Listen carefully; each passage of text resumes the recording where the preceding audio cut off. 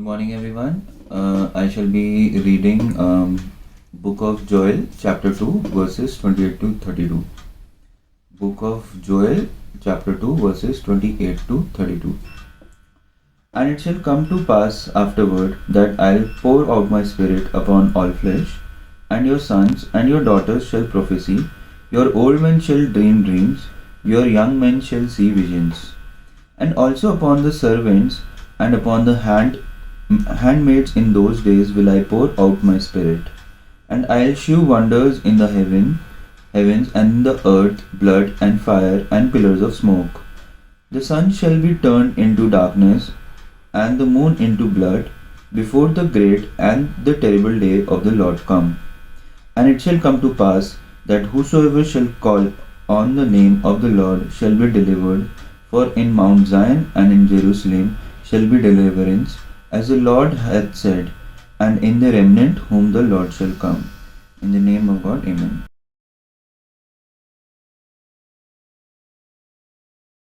आप सबको जय मसीह की। आज हम बाइबल से पढ़ेंगे Romeo chapter 10 verse 9 to 13. I'll repeat, Romeo chapter 10 verse 9 to 13. कि यदि तू अपने मुंह से यीशु को प्रभु जानकर अंगीकार करे और अपने मन से विश्वास करे कि परमेश्वर ने उसे मरे हुओं में से जिलाया, तो तू निश्चय उद्धार पाएगा। क्योंकि धार्मिकता के लिए मन से विश्वास किया जाता है और उद्धार के लिए मुंह से अंगीकार किया जाता है। क्योंकि पवित्र शास्त्र यह कहता है, जो कोई उस पर विश्वास करेगा वह लज्जित न होगा। यहूदियों और यूनानियों में कुछ भेद नहीं, इसलिए कि वह सब का प्रभु है और अपने सब नाम लेने वालों के लिए उद्धार है। क्योंकि जो कोई प्रभु का नाम लेगा वह उद्धार पाएगा। ये परमेश्वर की वाणी है। ईश्वर को धन्यवाद। जय मसीह की।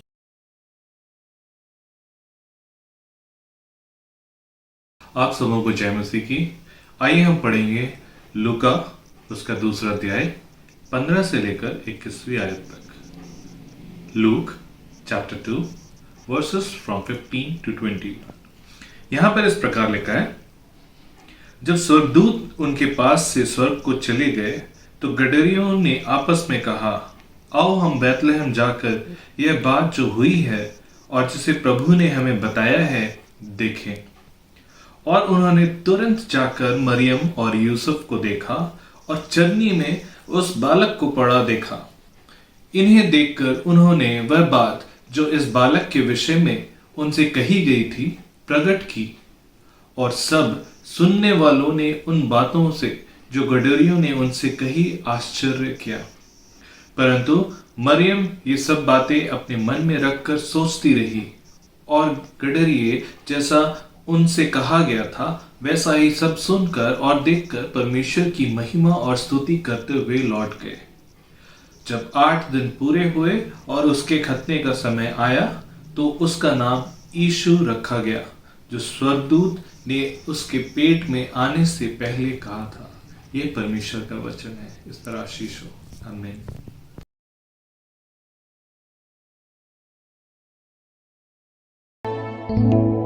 मेरी जिंदगी में आके मेरी जिंदगी बचा ली।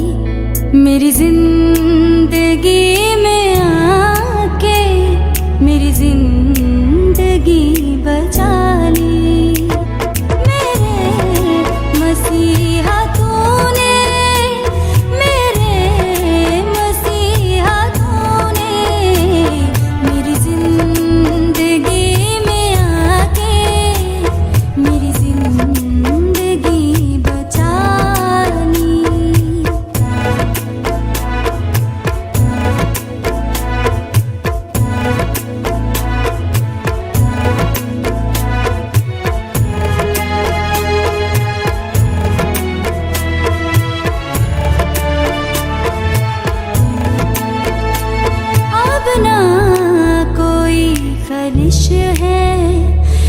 कोई तमन्ना दिल में हो, अब ना कोई खलिश है, ना कोई तमन्ना दिल में। मेरे जिस्म जान में तू है, तू ही बसा है दिल में। मुझे सब दिया है तूने, मेरी जिंदगी थी खाली, मेरी जिंदगी में आके मेरी जिंदगी बचा ली।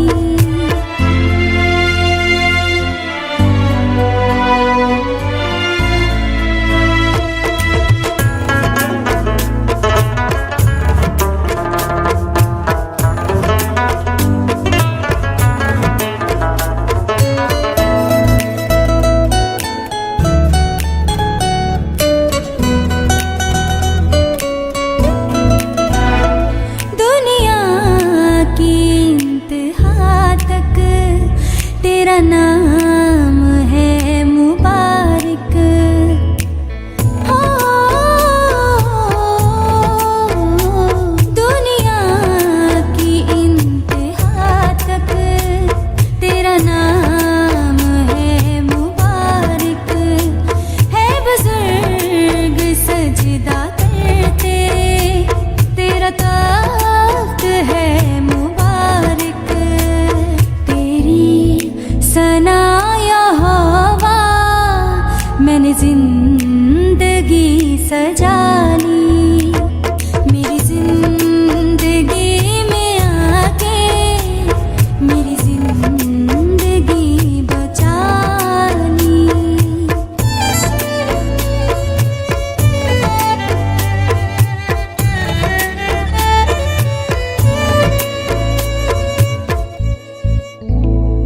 तेरी नजर करम की तूफान भी थम है जाते।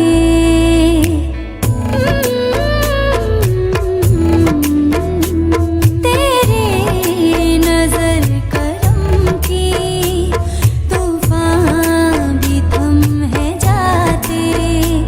आसमां फरिश्तेगां भी हम दो सना है गाते।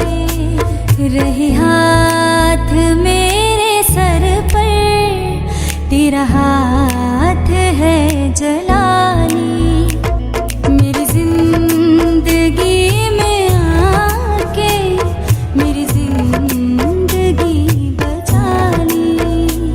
मेरे मसीहा तूने, मेरे मसीहा तूने मेरी जिंदगी में आके मेरी जिंदगी बचा ली। गुड मॉर्निंग, आप सबको सलाम एंड आप सबको न्यू ईयर्स की ढेर सारी शुभकामनाएं। Happy new year to all of you. आज की इस इबादत में आप सबका स्वागत है। न्यू वर्ष का आज पहला दिन, पहली तारीख, पहला सप्ताह, पहला महीना, इसमें आप सबका स्वागत है। हमारी ऑफलाइन सर्विस भी आज 2 सर्विसेज हैं, एक 9 बजे से है और दूसरी 11 बजे से। आप किसी सर्विस में भी आ सकते हैं, लेकिन आप गवर्नमेंट्स की जो गाइडलाइन है प्रोटोकॉल बिहेवियर उसको फॉलो करें। और हम उम्मीद करते हैं कि खुदावंद यीशु मसीह परमेश्वर पिता आने वाले समय में इस न्यू ईयर्स में आप सबको ढेर सारी सुख शांति समृद्धि अपनी आशीषों में बना कर रखे, अच्छे सेहत दे, अच्छी शक्ति दे। आइए हम देखते हैं आज के इस दिन के लिए। आज साल का पहला दिन है और इसमें बिब्लिकली प्रभु यीशु मसीह का नामकरण होता है। 25 दिसंबर जब हम प्रभु यीशु मसीह के जन्मदिन को सेलिब्रेट करते हैं, उसके 8वें दिन यीशु मसीह का नामकरण एक ज्यूइश रिवायतों के अनुसार, यहूदी परंपराओं के अनुसार हर एक पेरेंट्स अपने बच्चे को मंदिर में ले जाते हैं, अपने रीति रिवाज के अनुसार उनका नामकरण करते हैं। लेकिन सबसे पहले हम देखें, आज इस वर्ष पर हम थोड़ा सा प्रकाश डालेंगे, फोकस डालेंगे।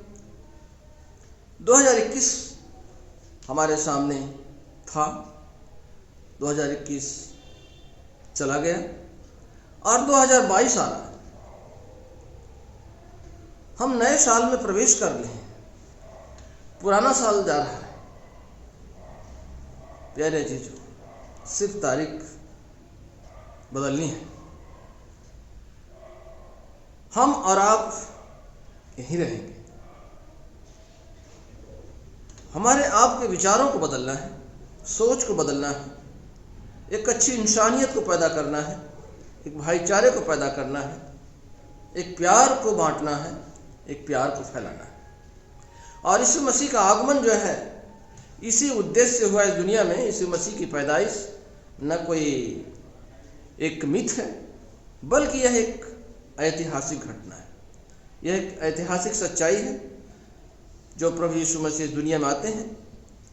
और यहाँ पर लूका की इंजिल में लूका जो लूक थे, एक बहुत अच्छे साइंटिस्ट थे, बहुत अच्छे विद्वान थे, एक अच्छे डॉक्टर थे। लेकिन उन्होंने प्रभु यीशु मसीह के पीछे डिसाइड किया चलने के लिए, और इन्होंने प्रभु यीशु मसीह के पीछे चलना अच्छा समझा, और इन्होंने प्रभु यीशु मसीह के ऊपर यह गॉस्पेल लिखा। इन्होंने प्रभु यीशु मसीह के लिए सुसमाचार लिखा, ये इंजिल लिखा, जिसे हम कहते हैं गॉस्पेल ऑफ जीसस क्राइस्ट। और यहाँ पर प्रभु यीशु मसीह का अवतरण इस दुनिया में होता है। एक महाराजा, एक राजा जो एक आम इंसान बन करके वे गौशाले में, एक चरनी में पैदा होते हैं, एक मेंजर में पैदा होते हैं। और जो राजा है वो इस बात को दर्शाता है, उसकी हलीमियत को दर्शाता है, उसकी इंसानियत को दर्शाता है, उसके प्यार को दर्शाता है कि वो कितना प्यार करता है अपने लोगों से, इस दुनिया से। आज वो हमारे लिए एक संदेश है।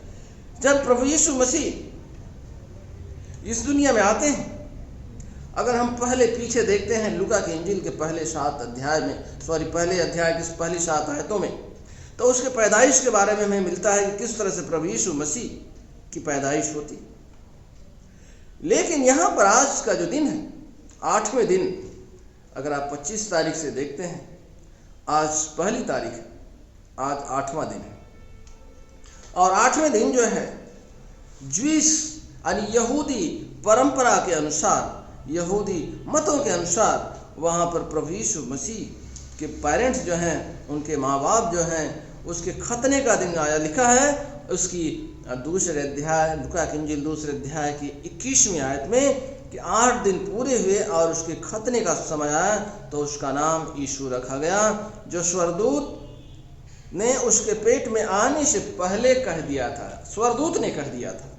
अगर आप देखें यहाँ पर पहले अध्याय और उसकी चंद आयतें यहाँ पर लिखा हुआ है, पहले अध्याय की 26 आयत से आखिरी आयत तक अगर हम देखें तो लिखा है कि देख वो पुत्र जो है, तो गर्भवती होगी और तेरे एक पुत्र उत्पन्न होगा, तो उसका नाम यीशु रखना। वह महान होगा, वह महान होगा और परम प्रधान का पुत्र कहलाएगा, और उसका नाम यीशु रखना। और प्रभु परमेश्वर उसके पिता दाऊद का सिंहासन उसको देगा।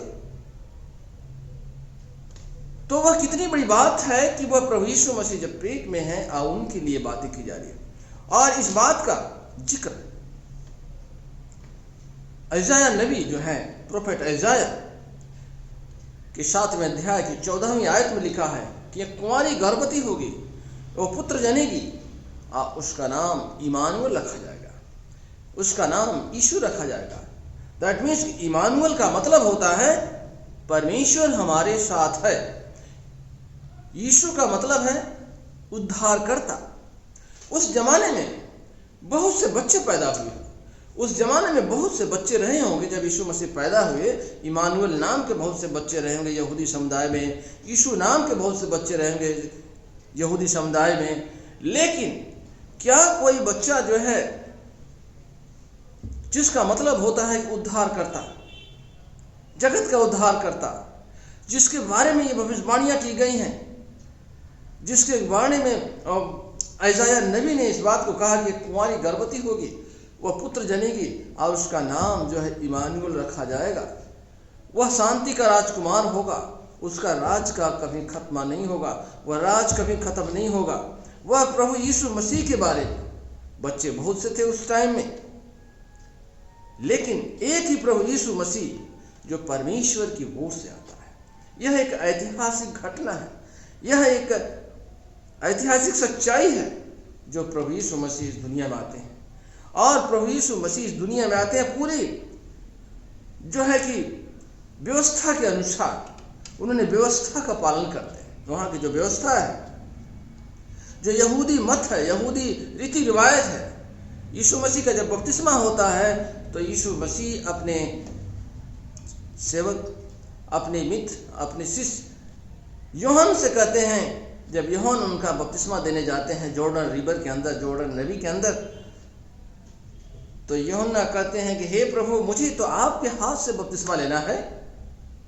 प्रभु यीशु मसीह कहते हैं नहीं, लेट इट फुलफिल, इसको पूरा होने दो। ये रीति रिवायत को, मैं इन रिवायतों को नाश करने नहीं आया, मैं इसे पूरी करने आया हूं। वहां पर ये चीजें पूरी होती हैं। प्रभु यीशु मसीह, जीसस इज हिमसेल्फ गॉड, वह हमारे साथ है। प्रभु यीशु मसीह इमानुएल, जिसका नाम है, इमानुएल का मतलब होता है परमेश्वर हमारे साथ है। आज उनके माँ बाप उनको मंदिर में ले जाते हैं। यहां लिखा है कि सुनने वालों ने उस बातों से जो गणेरियों ने उससे कहा आश्चर्य किया, परंतु मरियम ने सब बातें अपने मन में रखकर सोचती रही, और गणेरिये जैसा उनसे कहा गया था वे सब सुनकर देखकर परमेश्वर को महिमा और स्तुति करते हुए लौट गए। प्रभु यीशु मसीह को लिखा है कि जब बैतलहम में स्वर्गदूत जब उनके पास से स्वर्ग से चले गए तो गणेरियों ने आपस में कहा, गणेरिये, कौन थे गणेरिये, आओ हम बैतलहम जाकर ये बात लोगों को बताएं। और जिस पर प्रभु ने हमें बताया, देखो कि तुरंत जाकर मरियम और यूसुफ को उन्होंने चरनी में उस बालक को पड़ा देखा, उस बालक को चरनी में देखा। मेरे प्यारे अजीजों, वह बालक कौन था? क्या उसे जगह नहीं थी? वह बालक महल में पैदा हो सकता था, वह बालक कहीं किसी और जगह पैदा हो सकता था, लेकिन अपने लिए उसने चरनी नियुक्त किया। अपने लिए पैदा होने के लिए चरनी उसको मिली।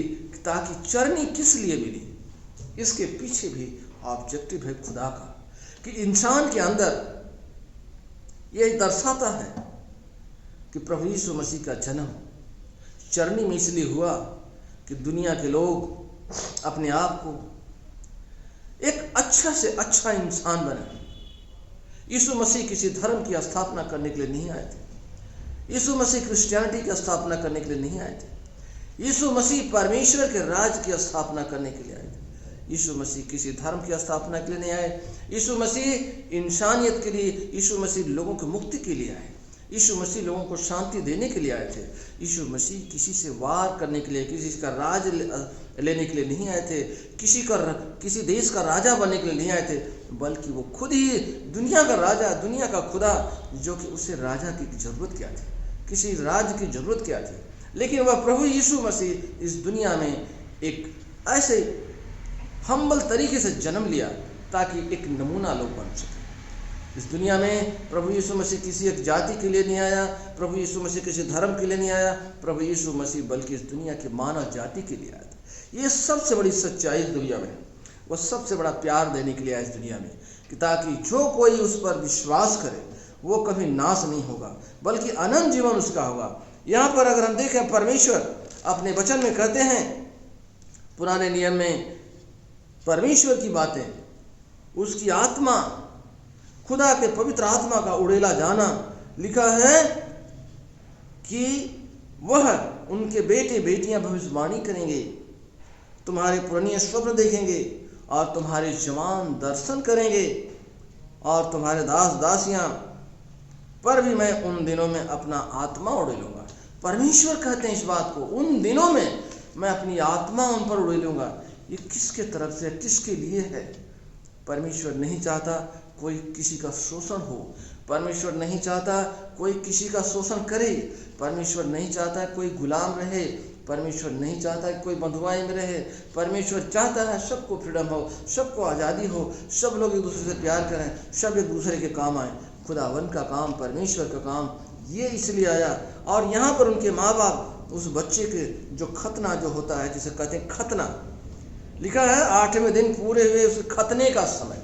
खतना जो है यहाँ पर अगर आप देखें, परमेश्वर ने प्रभु यीशु मसीह जो खतने की बात करते हैं, उसके खतने का समय आया। यह यहूदी परंपरा, यहूदी मतों के अनुसार वो प्रभु यीशु मसीह जो है कि उनके माँ बाप अपने बच्चे को खतने के लिए ले जाते हैं। और प्यारे अजीजों, यहाँ पर देखिए पौलुस लिखते हैं गलतियों की पत्री उसके 6वें अध्याय के और उसकी 15वीं आयत में बड़ी खूबसूरत सी आयत उन्होंने लिखा हुआ है, पर यदि हम, यहां पर लिखा है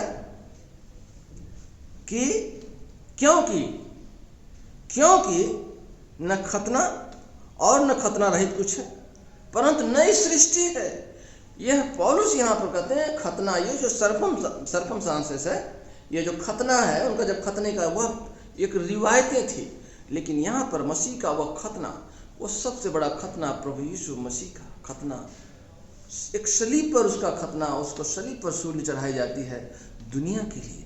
मई में क्राइस्ट में, मसीह में हम लोग एक नई सृष्टि हैं, एक नया जीवन है। इसको अगर फिलिपियंस की पत्री में अगर देखें तो बड़ी अच्छी सी यहाँ पर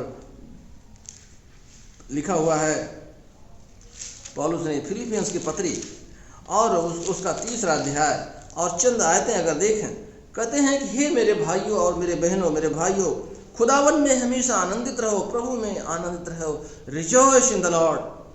और वे बातें तुमको बार बार लिखने में मुझे कोई कष्ट नहीं होता है और इसमें तुम्हारी कुशलता है।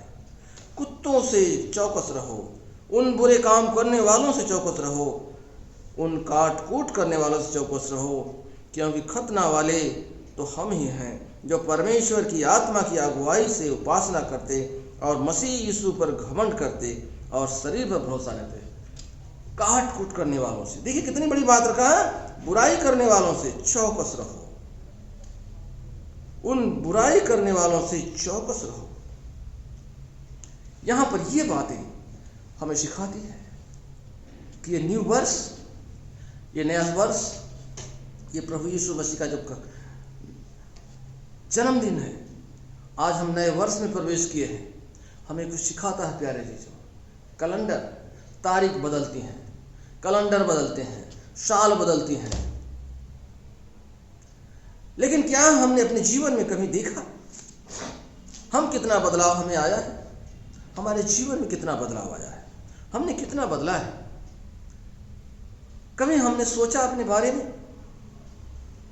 हमने 2021 को पीछे छोड़ दिया।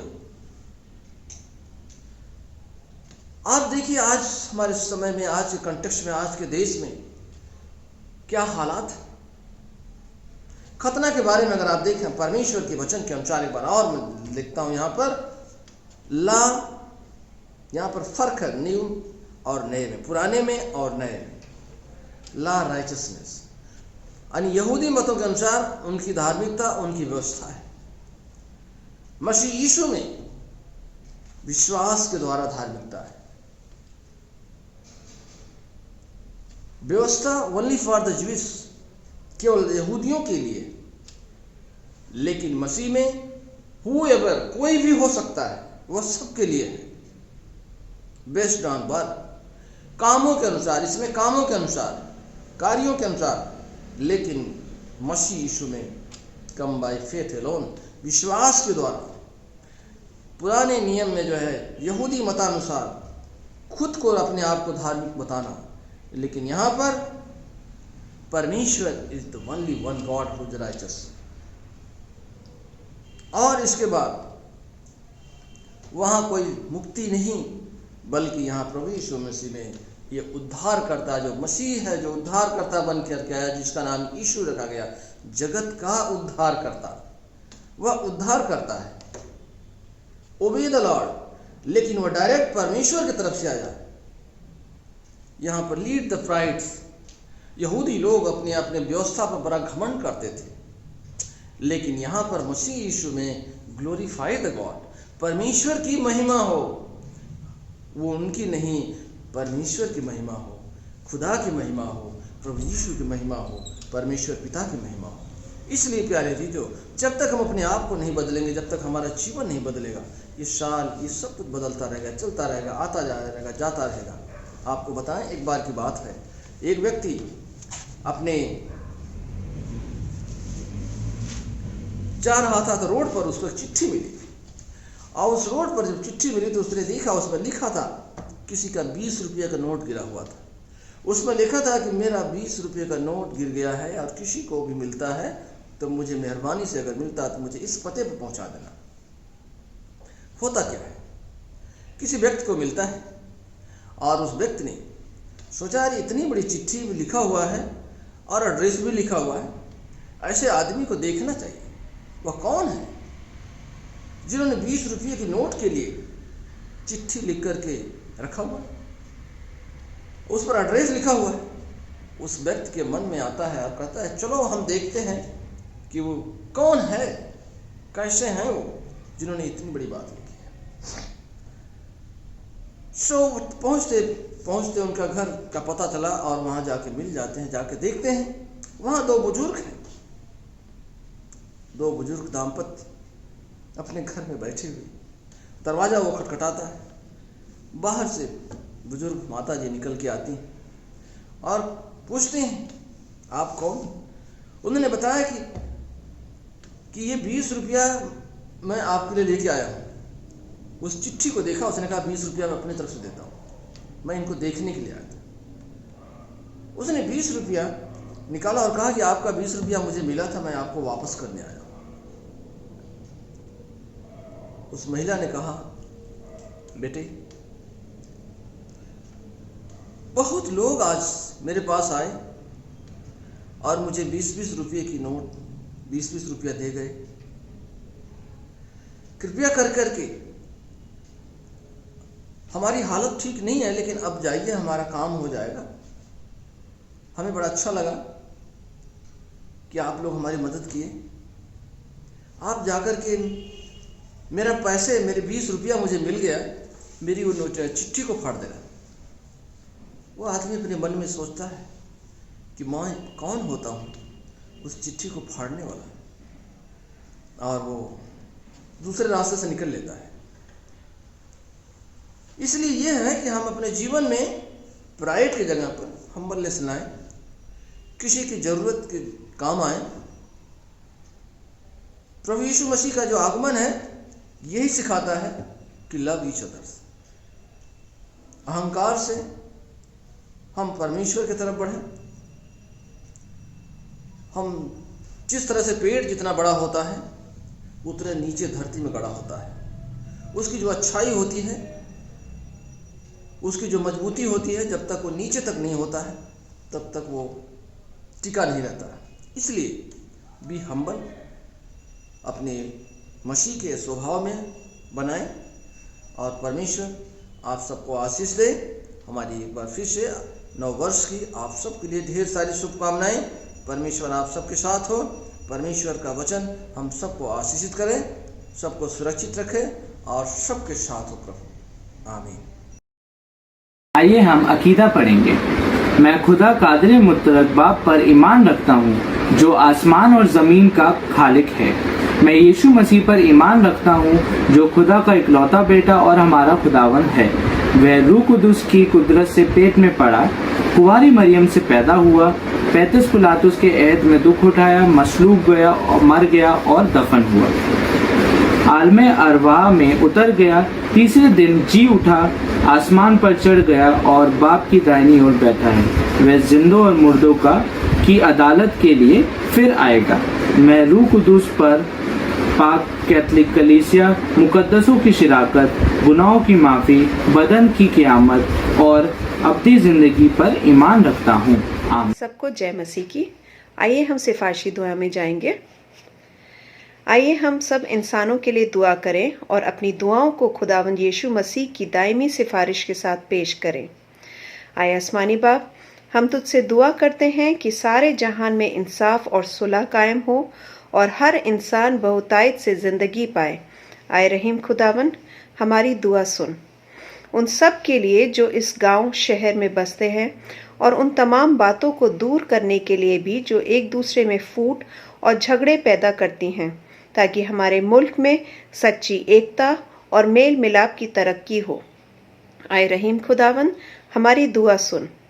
उन सब के लिए जो खेती बाड़ी, उद्योग धंधे या व्यापार में लगे हुए हैं, सब मजदूरों और कारीगरों के लिए, उन सारे लोगों के लिए भी जो हमारी ज़रूरतों को पूरा करते हैं। आए रहीम खुदावन, हमारी दुआ सुन।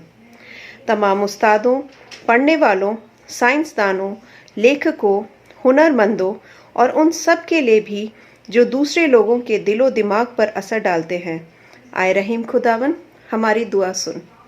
उन सब के लिए जो दुख या तकलीफ़ उठा रहे हैं, बेरोज़गार हैं, गरीब और भूखे हैं, मोहताज या कुचले हुए हैं, जो बीमार हैं, परेशान हैं और खुदा की तरफ देखते हैं कि वे हमारा खुदावन खुदा उनकी प्रार्थनाओं को सुने और उनको पूर्णतः रूप से चंगाई व शिफा प्रदान करें, ताकि वे लोग सबके सामने अपनी गवाही देने वाले हो सके, जिससे कि प्रभु की महिमा प्रकट हो। हम प्रार्थना करते हैं ये नया साल हर एक जन के लिए खुशियाँ लाए, समृद्धि लाए और विश्वास में आगे बढ़ाए। आए रहीम खुदावन, हमारी दुआ सुन। उन सब के लिए जिन्हें इस मुल्क और दूसरे मुल्क में इख्तियार दिया गया है, खासकर हमारे राष्ट्रपति, प्रधानमंत्री, इस सूबे के गवर्नर और मुख्यमंत्री और उन सब के लिए भी जो किसी भी तरह का इख्तियार रखते हैं। आए रहीम खुदावन, हमारी दुआ सुन। सब मसीह लोगों की एकता और मेल मिलाप के लिए और दुनिया में उनके मुनासिब तौर से गवाही देने और खिदमत करने के लिए। आए रहीम खुदावन, हमारी दुआ सुन। इस मुल्क में तेरी तमाम कलीसियाओं के लिए, उसकी कौंसिलों और रहनुमाओं के लिए, खासकर हमारे मॉडरेटर, दक्षिण भारत की कलीसिया के मॉडरेटर और मार्थोमा कलीसिया के मेट्रोपॉलिटन, हमारे बिशप और तेरी कलीसिया के तमाम दीगर खादिमों के लिए कि वे अपनी खिदमत को वफादारी से बजा लाएं। आए रहीम खुदावन, हमारी दुआ सुन। ये बख्श कि हम तेरे उन तमाम लोगों के साथ जिन्होंने वफादारी से इस दुनिया में तेरी खिदमत की है, हम भी तेरी बादशाही को अब्दी खुशी में शरीक हों। आए रहीम खुदावन, हमारी दुआ सुन। आए आसमानी बाप, अपनी बादशाही जल्द ला और हमारी इन दुआओं को कबूल फरमा, जो हम तेरे बेटे अपने खुदावन और मुंजी यीशु मसीह के नाम के वसीले से पेश करते हैं। आमीन। आइए हम प्रभु की प्रार्थना करेंगे। As our Savior Christ has taught us, so we pray. Our Father in heaven, hallowed be your name. Your kingdom come, your will be done on earth as in heaven. Give us today our daily bread. Forgive us our sins as we forgive those who sin against us. Do not bring us to the time of trial, but deliver us from evil.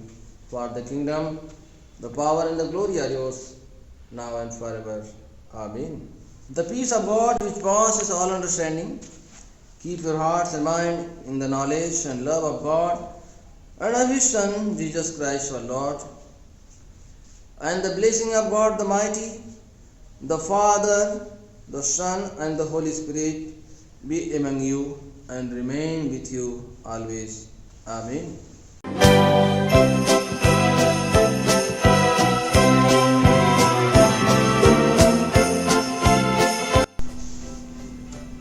On behalf of Shantinivas family and my own family, Shantinivas परिवार की तरफ से और मेरे अपने परिवार की तरफ से आप सबको मेरी क्रिसमस एंड हैप्पी हेल्थी स्वस्थ न्यू ईयर आप सबको